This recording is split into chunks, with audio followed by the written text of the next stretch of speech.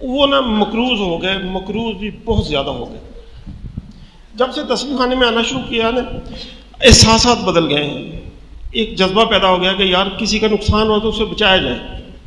میں نے ایک اور دوست کو ٹیلی فون کیا کہ میں یار چلو میاں صاحب کے پاس چلتے ہیں، ان کو کوئی مشورہ دیتے ہیں یا ان سے بات کرتے ہیں۔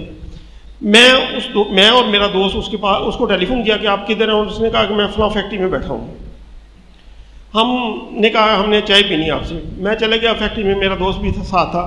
ہم نے کہا میاں صاحب یار میں نا ایک اللہ پاک نے مجھ پہ راستہ کھولا ہے یا کرم کیا ہے، آپ بھی میرے ساتھ چلیں، انشاءاللہ اللہ کرم کرے گا۔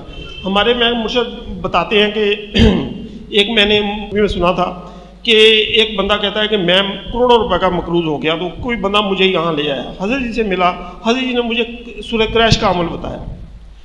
اچھا میں نے کہا آپ سورہ کریش بھی پڑھنا شروع کریں، میں ملوا بھی دوں گا آپ کو حضرت جی سے۔ انہوں نے نا ملنے کے لیے تو نہ آئے، انہوں نے پورے گھر والوں نے مل کے سورہ کریش پڑھنا شروع کر دی۔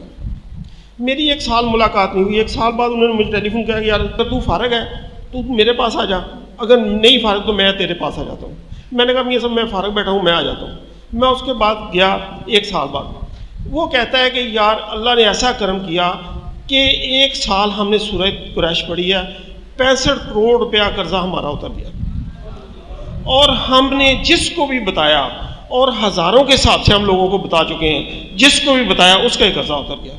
وہ بندہ اتنا خوش ہے کہ